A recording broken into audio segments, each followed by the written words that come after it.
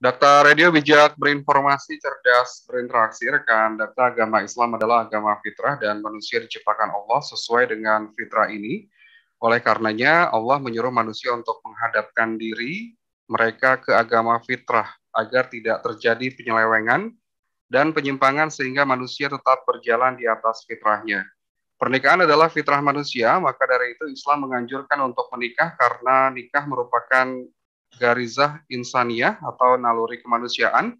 Apabila ini tidak dipenuhi dengan jalan yang sah, yaitu pernikahan, maka ia akan mencari jalan-jalan setan yang menjerumuskan manusia ke dalam perbuatan dosa.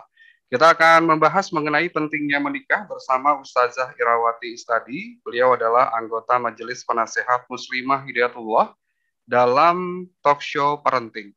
Sudah hadir melalui aplikasi Zoom, kita sapa. Assalamualaikum warahmatullahi wabarakatuh, Ustazah Irawati. Waalaikumsalam warahmatullahi wabarakatuh. Kabar sehat ya Ustazah ya? Alhamdulillah bikhair, Mas. Baik. Alhamdulillah. Alhamdulillah. Ustazah, ini kita membahas mengenai pentingnya menikah begitu ya. Dalam Islam juga sudah ada dalilnya terkait dengan pentingnya Iya, menikah betul. dan melarang praktik ruhbaniyah. Mungkin bisa dijelaskan Ustazah terkait dengan hal tersebut. Silakan. Iya. Begini nih, Mas Adi. Kita ini bulan-bulan ini ya, bulan-bulan bagus nih. Orang Indonesia bilang nih bulan besar ini banyak orang menikah ya. Benar ya. Ini bulan-bulannya banyak orang menikah nih ya. Alhamdulillah. Nah, tetapi selain itu, ini akhir-akhir ini ya, itu juga kita mendengar itu bahkan mungkin menemui nyata di sekeliling kita itu masih ada orang-orang tuh yang ragu-ragu untuk menikah. Ya, itu masih ada tuh, ya kan? Ada kalangan misalkan nih remaja-remaja putri yang kuliah, mereka ingin dari S1 lanjut S2, kepingin kemudian S3, tapi kalau untuk menikah itu jangan dulu. Nah, ini kan ada juga ya, Mas ya. Sekarang ini ada kecenderungan seperti itu gitu ya, itu contoh ya, dan mungkin masih ada lagi yang lain gitu nih. Jadi ini kepengen ngobrolin menikah ini memang ya kita tahu mungkin pernah dengar atau sudah paham bahwa itu anjuran dalam Islam ya, sunnah, tetapi berat juga. Nah, itu nanti kita obrolin itu ya. Nah, tadi kan Mas Adi juga sudah membuka ya bahwa secara dalam Islam memang sudah jelas ya dalil-dalilnya, bahkan itu sudah sunnatullah disebutkan Allah ya di surat Az-Zariyat ayat 49, wa min kulli syai'in khalaqna zaujaini la'allakum tadzakkarun. Itu diciptakan, kata Allah, diciptakan berpasang-pasangan supaya kamu mengingat kebesaran Allah, ya kan? Berpasangan berarti sunnahnya memang sudah menikah gitu ya. Terus apa lagi nih ya, yang kewajiban untuk menikah itu dijelaskan Allah juga di surat An-Nur ayat 32. Wa ankihul ayama minkum wassolihina min ibadikum wa imaikum iyakunu, mana ini tadi, iyakunu fuqara'a yunihimullah. Jadi kata Allah, nikahkanlah orang-orang sendirian di antara kamu, ya kan? Wa ankihul ayama, orang-orang sendirian di antara kamu suruh nikah, kata Allah. Supaya apa? Kata salah satunya kata Allah, karena mereka layak, mereka harus, itu kata Allah. Iya kunu fukoro, kalau dia miskin bagaimana? Yuhnihimullah, kata Allah, maka Allah yang akan memenuhi min fadli dengan keberkahannya gitu. Jadi Masya Allah, kata Allah nggak usah takut gitu. Walaupun ada kendala, kan banyak juga ya yang tidak mau menikah itu karena merasa belum mampu. Di sini dikatakan oleh Allah, yuhnihimullah, min fadli, itu Allah yang akan Allah yang akan memenuhi dosa takut gitu. Kan ditegaskan lagi kata Allah, wallahu wasi'un alim. Masya Allah, Allah itu maha luas, maha mengetahui. Jadi nggak usah khawatir masalah rezeki, kata Allah begitu. Allah tuh nggak mengetahui, nanti Allah yang akan kasih. Itu Masya Allah. Itu ayat ini sekaligus menjawab, ya kan, kekhawatiran tadi banyak orang selain nanti itu kita bahas ya. Kenapa sih kekhawatiran? Kenapa kok nggak mau menikah itu banyak kekhawatirannya. Nah nanti itu kita bahas juga. Terus ada lagi di surat An-Nisa ayat 21. Apa ini? Kaifa ta'khuzunahu wa qad afdha ba'dukum ila ba'd. Wa akhadna minkum mitsaqan ghalido, kata Allah. Bagaimana kamu akan mengambilnya kembali? Padahal sebagian kamu telah bergaul atau bercampur dengan yang lain sebagai suami istri. Wa akhadna minkum mitsaqan ghalido. Ya, kamu telah mengambil dari istrimu itu perjanjian yang kuat. Nah, ini kata Allah, pernikahan itu satu perjanjian yang kuat. Mitsaqan ghalido. Ini satu istilah yang satu istilah perjanjian yang tidak digunakan di dalam hal yang lain. Jadi ini disebutkan sebagai satu ikon dalam pernikahan. Di sini nih ayat pernikahan, Allah ingin menyebutkan bahwa pernikahan itu satu ikatan yang kuat begitu. Lebih kuat daripada sekedar muamalah, sekedar akad muamalah, misalkan ya, kayak akad muamalah mungkin jual beli itu masih bisa ada kesalahan, bisa dikembalikan ya mungkin ya. Tapi kalau pernikahan ini misalkan walidah kata Allah, jadi satu yang luar biasa. Jadi ini penting dan ini sudah sesuai dengan sunatullah, tadi sudah kita baca ayat-ayatnya. Nah, maka oleh Allah memang ini kalau dibilang sunnah, seakan-akan ada juga yang boleh untuk tidak melakukannya atau seperti itu ya. Tetapi tunggu dulu, tetapi ada juga Rasulullah bersabda, ada hadis Rasulullah itu yang mengatakan, barang siapa yang telah dimudahkan untuk menikah, namun ia tidak juga menikah, maka ia bukan termasuk golonganku. Itu hadis At-Tabrani dan Baihaqi. Nah, berarti Masya Allah.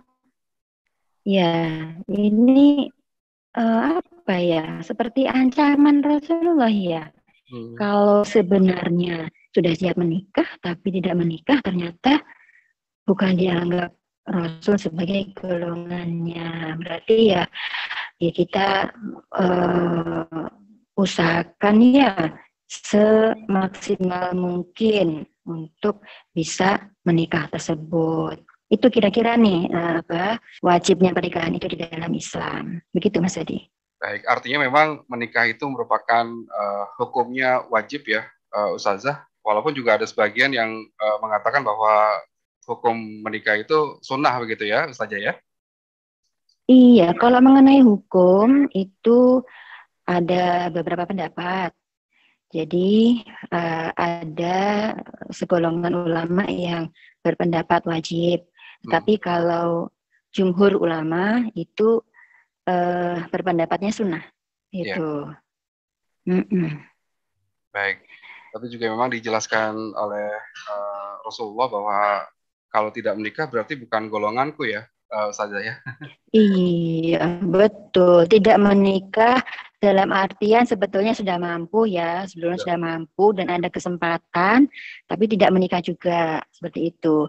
Sebenarnya kan kalau kita lihat mungkin ada ya, mungkin pernah ada yang mendengar tentang Robiatul Adawiyah, ya, seorang sufi ya, yang kita insya Allah sering dengar namanya.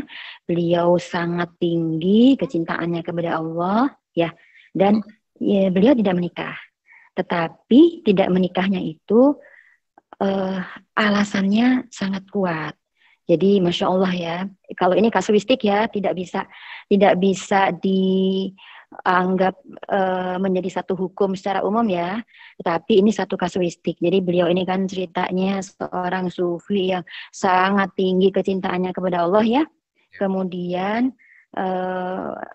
merasa khawatir terganggu dengan hawa nafsunya sendiri ketika dia menikah, sehingga dia memilih untuk tidak menikah karena tidak mau sedetik pun, sebentar pun dia terlepas dari pikirannya terhadap Allah. Ya, itu kalau misalkan memang tidak menikah karena kecintaan kepada Allah, nah itu insya Allah tidak termasuk yang bukan golongan Rasul tadi ya, sepertinya ya. Tapi kan alasan seperti ini kan sangat jarang ya. Dan ini memang sudah seorang sufi yang sudah sangat tinggi kecintaannya kepada Allah. Itu. Kalau kita sendiri bilang seperti itu, mungkin belum pasti ya, wallahu alam ya, tingkat kecintaan kita kepada Allah seperti apa ya Mas ya. Kalau kemudian ngaku-ngaku seperti itu ya jangan dulu lah. Itu lebih baik kita ikuti yang ini aja, jumhur ulama saja. Begitu Mas. Baik, Ustazah, ini kan eh, sikap Rasulullah terkait dengan pernikahan ini juga untuk memelihara masyarakat dan juga melakukan terapi mental. Nah, mungkin Ustazah bisa menjelaskan terkait dengan hal itu, Ustazah, silakan. Oh iya, baik. Bagaimana satu keluarga itu bisa menjadi terapi mental ya? Ya, itu ada beberapa yang bisa saya bahas di sini ya. Misalkan ini ya, manfaat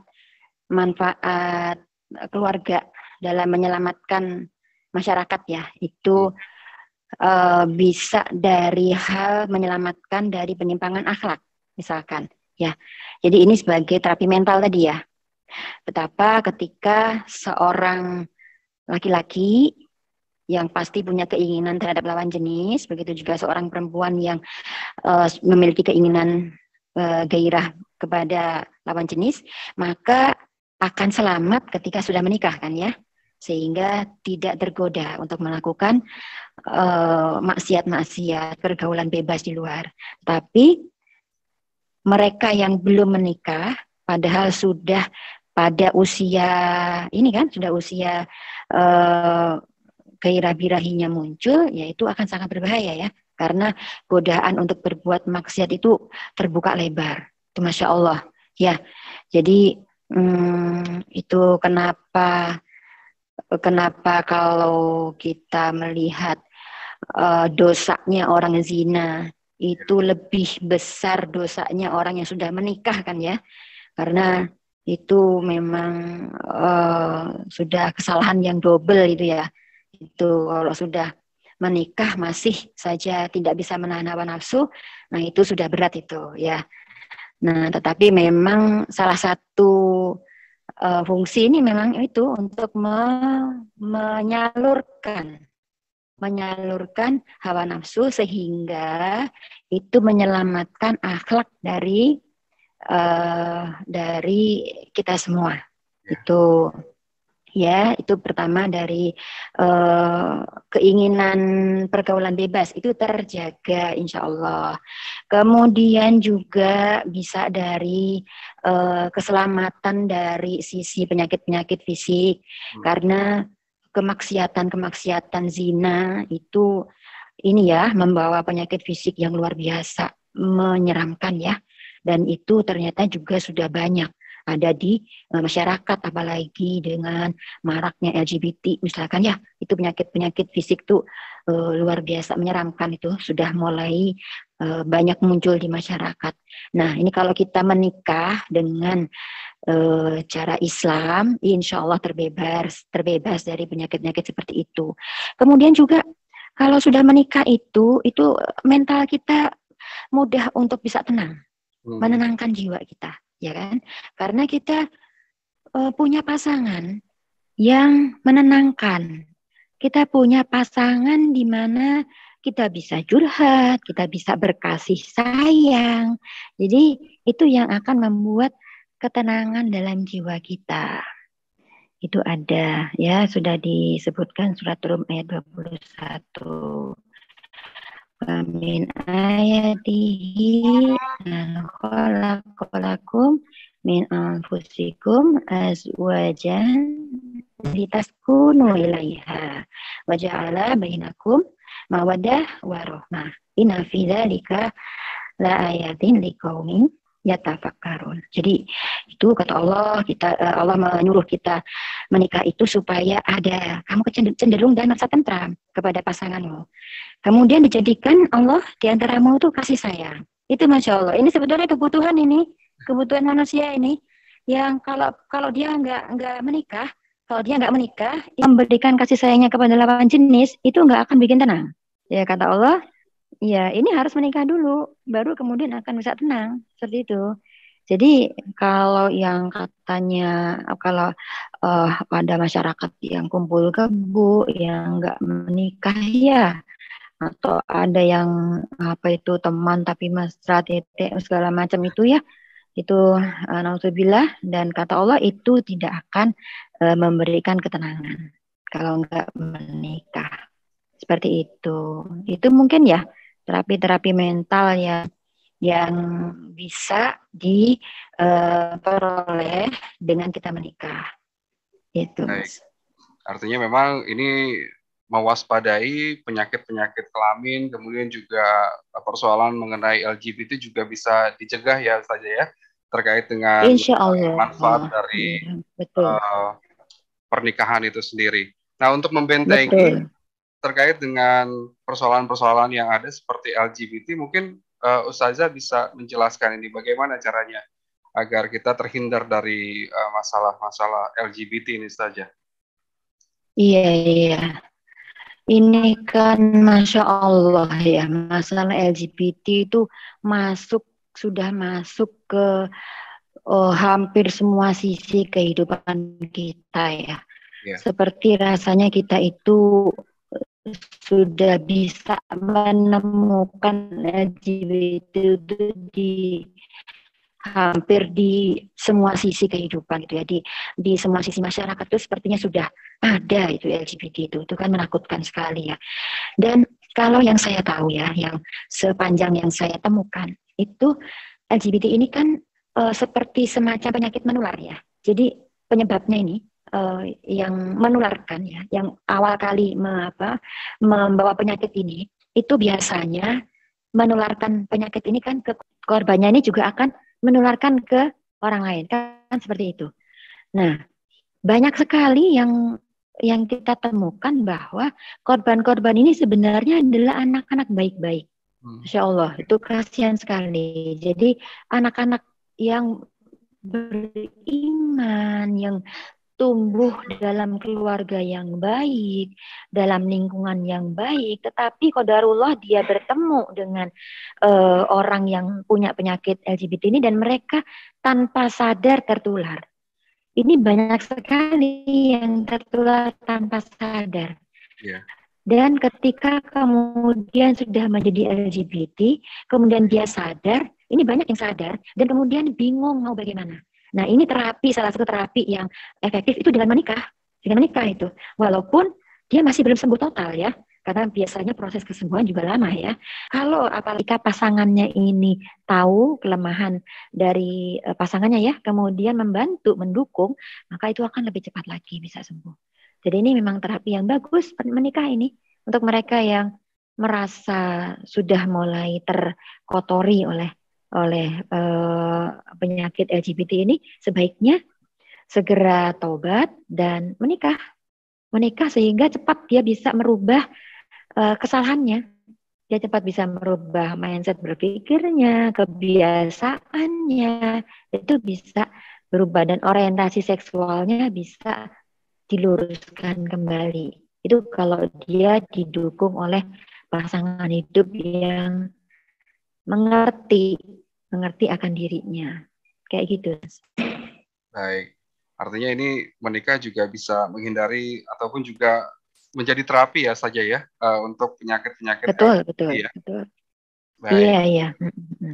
Kita jeda sejenak ya saja ya untuk mendengarkan beberapa Baik. informasi berikut. Anda rekan Dakta juga kami undang untuk bertanya mengenai tema kita yang cukup menarik, bincang keluarga ataupun bincang parenting mengenai keutamaan atau juga pentingnya menikah ini. Anda bisa memberikan pertanyaan melalui telepon di 8816363 atau SMS dan WhatsApp 0815 11 107 107. Dan tadi juga disampaikan bahwasanya pernikahan ini juga dapat mencegah penyakit LGBT. Mungkin Ustazah Irawati bisa melanjutkan kembali terkait dengan pernikahan dalam Islam sebagai keberlangsungan kehidupan sosial. Silakan Ustazah. Iya, baik. Alhamdulillah. Dengan pernikahan ya tadi Mas Adi sampaikan merupakan satu langkah untuk melanjutkan keberlangsungan kehidupan sosial. Ya, karena melalui pernikahan itu kita akan berketurunan ya, kemudian beranak cucu, maka kehidupan sosial ini akan mengalir, akan berjalan kader kita ini terlahir dan meneruskan perjuangan-perjuangan orang tuanya. Jadi tanpa ada generasi muda, kehidupan akan mati. Tanpa ada kader, kehidupan akan mati kan? Ya. Jadi keluarga dengan menikah ini adalah salah satu jalan kita untuk melanjutkan usaha kita, melanjutkan tujuan hidup kita yang belum selesai, ya kemudian melanjutkan kehidupan masyarakat yang sudah kita diperjuangkan oleh orang tuanya sebelumnya, ya itu semuanya akan berhenti kalau tidak ada anak cucu. Maka berkeluarga ini satu-satunya jalan untuk melangsungkan keberlangsungan kehidupan sosial ya. Jadi kemudian juga kita lihat pengkaderan yang terbaik itu adalah kepada anak sendiri ya. Para tokoh ulama-ulama itu biasanya itu memiliki sekolah, memiliki mungkin pesantren ya, ya mengkader anak bangsa. Tetapi kader yang terbaik itu adalah anaknya sendiri ya. Itu sudah sunatullah ya, karena anak ini darah daging orang tua, kemudian memang dari sejak dalam kandungan bersama orang tua, kemudian sejak kecil bersama orang tua, maka ilmu orang tua itu akan mengalir pertama itu ke anak, yaitu sunatullahnya kan seperti itu ya, sehingga kader utama itu adalah anak-anak ini gitu, walaupun mungkin punya murid yang banyak ya, tetapi anak itu akan biasanya itu menjadi kader yang paling utama gitu. Jadi itulah apalagi dalam perjuangan kita ya, perjuangan untuk membangun peradaban Islam ini, kita sangat membutuhkan banyak kader-kader utama ya. Dengan menikah Rasulullah juga lebih menyukai punya anak banyak ya. Dengan menikah itu menikahlah dengan wanita yang punya banyak anak gitu. Salah satu fungsi dari menikah tadi, dengan menikah maka kader-kader kita akan muncul dan perjuangan kita tidak akan berhenti. Insya Allah diteruskan oleh kader-kader kita ini. Seperti itu tuh fungsinya menikah. Termasuk ini juga menyalakan rasa kebapaan dan keibuan ya bagi seseorang ataupun juga pasangan yang sudah menikah ya saja ya. Betul, iya betul. Itu kan rasa kebapakan dan keibuan itu kan tidak langsung otomatis hadir itu Mas, iya, ya kan? Kalau kita tidak menikah belum tentu itu muncul rasa kebapakan dan keibuan itu. Ya, jadi kadang-kadang juga sudah menikah kalau belum punya anak juga nggak muncul-muncul itu ya. Jadi sudah jadi suami tapi masih misalkan masih sering main ya, habis waktu buat begadang ya, santai hidupnya itu kadang-kadang begitu kalau belum punya anak kan. Jadi memang menyalakan rasa kebapakan keibuan ini perlu untuk mendewasakan setiap dari kita. Kalau tidak menikah itu kita bisa melihat ya, kadang-kadang tuh ada orang tuh yang tidak menikah nih Mas ya, atau mungkin menikahnya di usia yang agak terlambat. Itu secara psikologi dia memiliki sifat-sifat yang berbeda biasanya dengan kalau yang sudah menikah. Biasanya ya, taruhlah kalau memang kita nih misalkan kita udah menikah ya, pasti ilmu dalam berkeluarga itu sangat mendewasakan kita kan.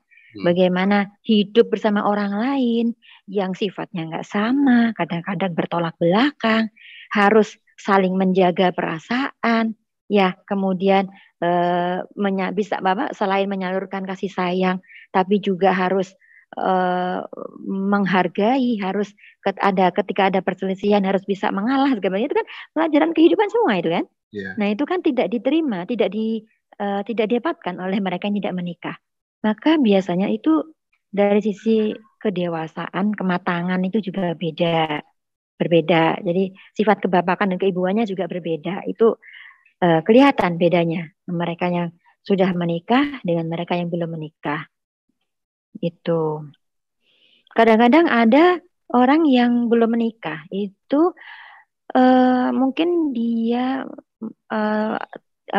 dia itu awalnya tidak punya adik kecil, kemudian di lingkungan hidupnya juga nggak ada anak-anak, jadi dia ini nggak deket sama anak-anak gitu ya, biasa kemungkinannya ya. Tetapi setelah menikah, kemudian dia dapat anak, itu dia dipaksa oleh Allah untuk berubah, ya kan? Dia dipaksa oleh Allah untuk berubah, akhirnya mengerti soal anak, akhirnya bisa dekat dengan anak. Kalau dulu ngelihat misalkan ada anak kencing, dia malah jijik gitu ya, menjauhi karena bau itu. Tapi kalau sudah punya anak, otomatis dia akan belajar untuk mengasihi, menyayangi. Akhirnya lama-lama dia terbiasa membersihkan kotoran anaknya. Itu Masya Allah. Itu kan rasa keibuan, rasa kebapakan. Akhirnya muncul. Dan itu sangat diperlukan dalam kehidupan eh, seterusnya dalam bermasyarakat. Jadi kalau nggak ada rasa kebapakan dan keibuan itu seperti belum sempurna gitu ketika dia berinteraksi dengan masyarakat. Seperti itu, Mas. Baik, artinya memang kasih sayang terhadap anak kecil juga bisa tumbuh ya setelah kita menikah ya saja ya. Betul, iya, betul. Itu akan secara sunatullah. Itu cara Allah memaksa kita itu. Ya. Cara Allah memaksa kita untuk menumbuhkan kasih sayang. Iya, tapi nggak terasa dipaksa karena ada rasa cinta kan, rasa cinta kepada anak yang itu tidak dirasakan oleh orang yang tidak menikah.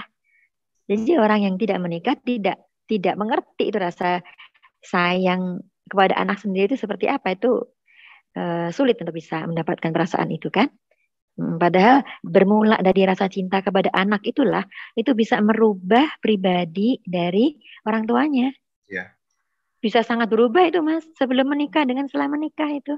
Masya Allah. Baik. Ustazah, ini untuk mewujudkan pernikahan begitu ya, apabila kita sudah menikah, mewujudkan pernikahan yang sakinah, mawaddah warahmah, seperti apa nih saja? Setelah menikah ya? Ya. Setelah menikah nih, bagaimana nih mau mewujudkan sakinah, mawaddah warahmah? Mungkin ada orang yang punya pendapat, ya kalau mau sakinah, ya sebelum menikah itu harus kenal dulu, harus tahu dulu, harus yakin pasangannya seperti apa supaya nggak salah pilih. Kan ada yang gitu ya Mas ya. Akhirnya ada yang pacaran tuh sampai 2 tahun, 3 tahun, 7 tahun bahkan, ya kan? Katanya apa? Kalau belum yakin pasangannya cocok, ya jangan nikah dulu. Katanya seperti itu. Tetapi buktinya apa? Nggak menjamin. Pacaran berapa tahun? Nggak menjamin nanti ketika menikah dia akan langgeng, akan sakinah, mawaddah warahmah. Nggak menjamin. Karena yang menjamin sakinah, mawaddah warahmah itu bukan kualitas individunya, bukan seperti apa individunya, bukan. Tetapi yang menjamin sakinah, mawaddah warahmah itu adalah keikhlasan seseorang menerima pasangannya. Keikhlasan seseorang untuk menerima pasangannya, kemudian mencintainya, mengasihi sayanginya. Itu yang menjadi inti sehingga nanti akhirnya bisa muncul sakinah. Jadi orangnya seperti apa, pasangan kita seperti apa itu nggak perlu, nggak penting gitu. Makanya dalam Islam itu menikah itu tidak usah pilih-pilih pasangan kan begitu. Yeah. Yang penting agamanya baik, kemudian ibadahnya baik, dari keluarganya juga baik, sudah cukup gitu kan. Nanti ketika sudah menikah, ada keikhlasan, ada keinginan untuk saling kasih sayang, udah deh bisa langsung itu jadi sakinah. karena niatnya dari ikhlas, ingin berkasih sayang dengan pasangannya. Walaupun ternyata pasangannya itu misalkan orangnya jorok, misalkan ya kebiasaannya nggak bersih, misalkan taruhlah suaminya ngorok segala macam ya, itu nggak masalah, itu sangat mudah untuk diterima kalau sudah ikhlas, kalau sudah ada kasih sayang. Jadi nggak usah pilih-pilih, nggak perlu pacaran berlama-lama, nggak perlu. Yang penting ada, datang melamar, ibadahnya baik, ta'aruf, kemudian naldor, melihat sebentar, sudah cocok, cukup sudah. Itu. Jadi bukan individunya ya Mas yang menentukan sakinah, tetapi dari keikhlasan dan keinginan untuk saling berbagi kasih sayang. Ya, Seperti itu sih Mas. baik. Terus saja kita jeda sejenak ya untuk mendengarkan beberapa informasi berikut. Baik. Anda Ya. rekan Dakta Mm-mm. yang ingin bertanya dalam talk show parenting mengenai pentingnya menikah bersama dengan Ustazah Irawati Istadi dari Muslimat Hidayatullah, Anda juga bisa sampaikan pertanyaan Anda melalui telepon di 8816363 atau SMS dan WhatsApp 081511 107 107. Dakta Radio Bijak Berinformasi Cerdas Berinteraksi. Rekan Dakta, Anda masih mendengarkan perbincangan kami dalam talk show parenting mengenai pentingnya menikah.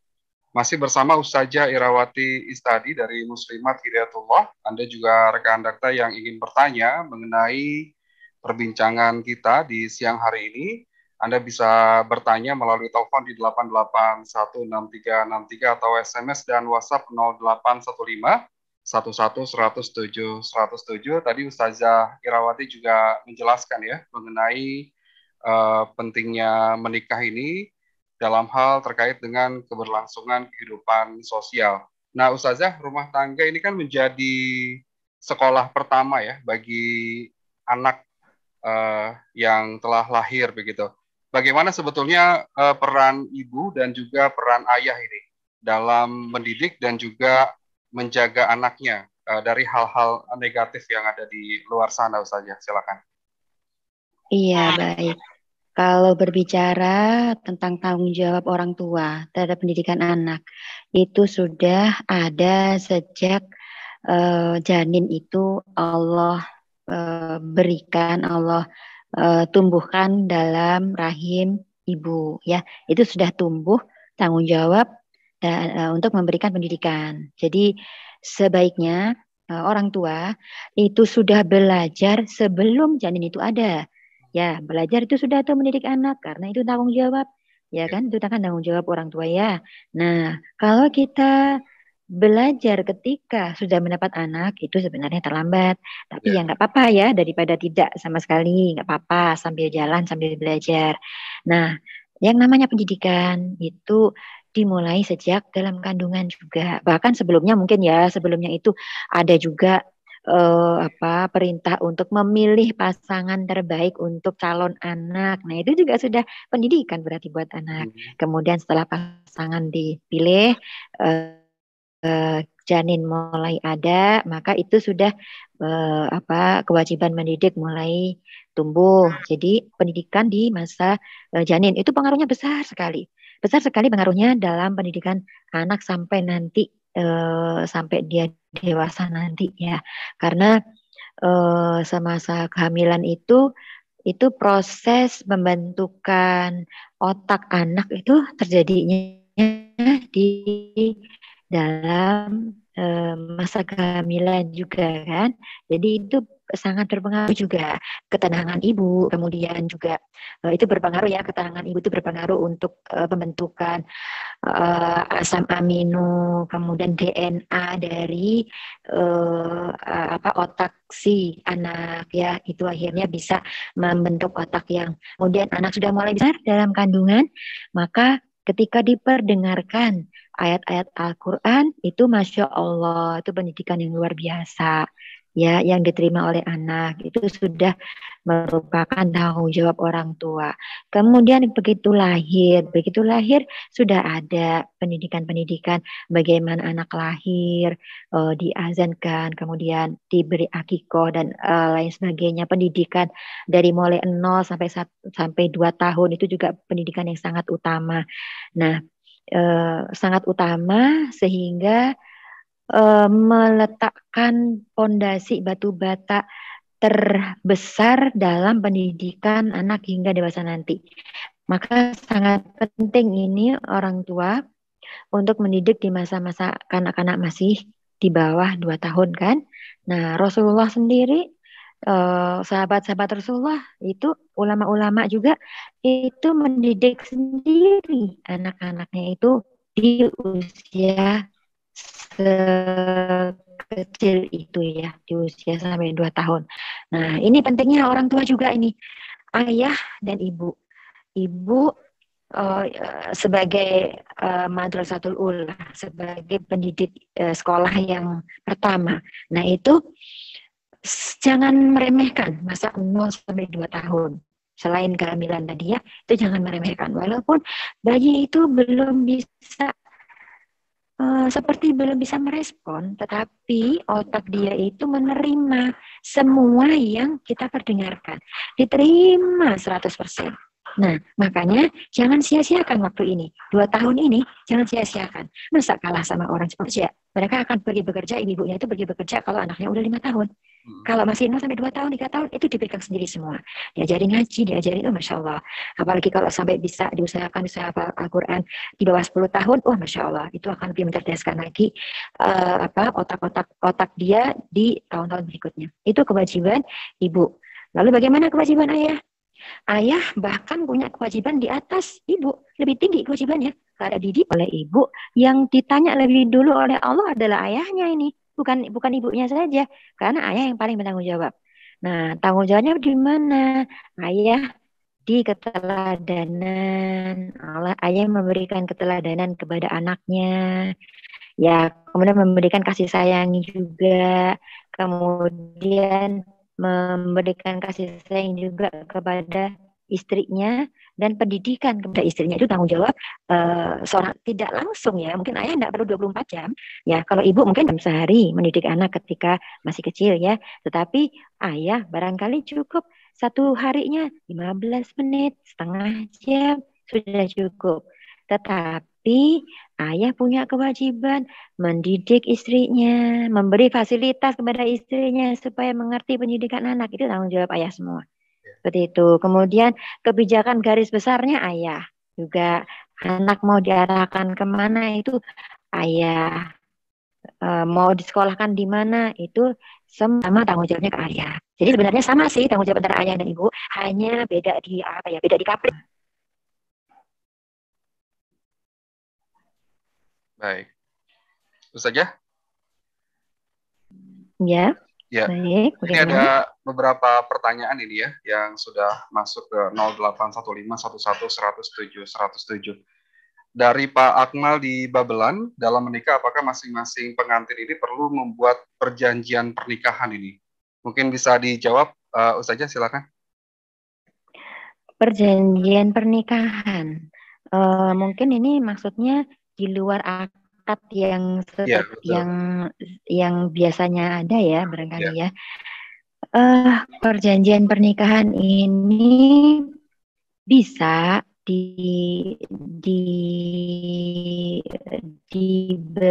dilakukan apabila memang diperlukan. Tapi sebenarnya di dalam akad dalam Islam dan di dalam hak dan kewajiban suami istri yang ada dalam Islam sebenarnya sudah mencakup semua. Jadi ketika tidak hal yang perlu yang dikhawatirkan akan jadi masalah, tidak perlu ada perjanjian khusus, karena memang akad pernikahan yang tadi disebutkan misakon golido tadi itu ya, perjanjian yang kuat itu nanti akan selanjutnya ditindaklanjuti dengan aturan-aturan bersuami istri yang itu sudah lengkap di dalam Al-Quran dan Sunnah. Jadi bisa dilanjutkan ke situ. Nanti tidak harus perlu perjanjian khusus, maka akad ini sudah akan mewajibkan suami istri ini untuk melaksanakan ajaran hak dan kewajiban suami seperti yang ada dalam Al-Quran dan Sunnah. Itu sebenarnya sudah cukup. Kecuali kalau ada masalah-masalah tertentu yang kasuistik ya, yang dikhawatirkan akan menggoncang, menggoyahkan atau merusak hubungan suami istri ini ke depan, itu boleh ada perjanjian-perjanjian khusus. Semisal misalkan istri sedang kurang stabil kondisi psikologisnya mungkin atau sedang dalam terapi perawatan psikis misalkan mau ada rezeki anak dulu dalam sebelum 3 tahun atau mungkin seperti itu juga mungkin bisa kalau ada rekomendasi dari dokter, ada apa permasalahan dalam kesehatan mental misalkan contoh-contohnya seperti itu. Tapi kalau tidak ada kasus yang tertentu sih tidak perlu ya, karena sudah otomatis akad nikah itu satu perjanjian yang kuat. Baik. Terakhir, apa yang ingin disampaikan mengenai tema kita kali ini saja? Karena memang keterbatasan waktu ini. Oh iya, baik. Ya, mengingatkan lagi saja tentang pentingnya pernikahan, ya. Kemudian juga ada ini tadi yang belum saya baca, ada hadis dari Rasulullah, man tazawwaja faqad utiya nisfal ibadah. Nisfal ibadah itu setengah dari ibadah, ya kan? Jadi siapa yang menikah maka dia telah diberikan nisfal ibadah, kata Rasulullah. Separuhnya loh ibadah. Itu Masya Allah banget gitu ya. Jadi menurut saya, ayo disegerakan saja menikah kalau memang sudah mencukupi, sudah siap gitu. Dan definisi siap itu kalau sekarang di masyarakat kita contohnya undang-undang yang menyatakan pernikahan itu minimal 19 tahun ini sedang digoncang, ini sedang ingin dirubah, itu katanya 19 tahun itu minimal 20 atau 21 tahun. Nah itu kan usaha-usaha para feminis itu yang tidak menyukai pernikahan. Jadi diusahakan katanya pendewasaan usia pernikahan kita ya, itu upaya-upaya yang tidak baik itu. Jadi menurut Islam kalau sudah siap silahkan. Kalau memang sudah masih 19 tahun tetapi sudah dewasa, mungkin saja silahkan untuk menikah. Itu berkah, itu sunnah, itu lebih baik. Ya tadi dikatakan setengah ibadah. Nah, mudah-mudahan ini jadi closing untuk kita. Tidak perlu menunda-nunda, tidak seperti masyarakat kita, jangan menikah, pakai kondom saja. Itu bukan solusi sama sekali. Tetapi kalau memang belum siap menikah, ya bagaimana supaya siap? Disegerakan untuk bisa dewasa, dididik secepatnya supaya bisa lebih dewasa. Seperti itu, Mas. Baik. Mudah-mudahan ini pendengar Radio Dakta ini yang belum menikah segera menikah ya saja ya, karena memang dari segi ibadah dan juga manfaat memang sangat-sangat besar sekali nih, apalagi juga ada dalil terkait dengan menikah ya saja ya. Betul, semoga tidak ada yang menunda-nunda lagi, mudah-mudahan. Iya. Saja Irawati, terima kasih sudah memberikan pengetahuannya pada rekan Dakta terkait dengan pentingnya menikah. Semoga bermanfaat apa yang disampaikan. Kita ketemu di lain kesempatan ya. Baik. Terima kasih. Baik Mas, terima kasih. Kembali.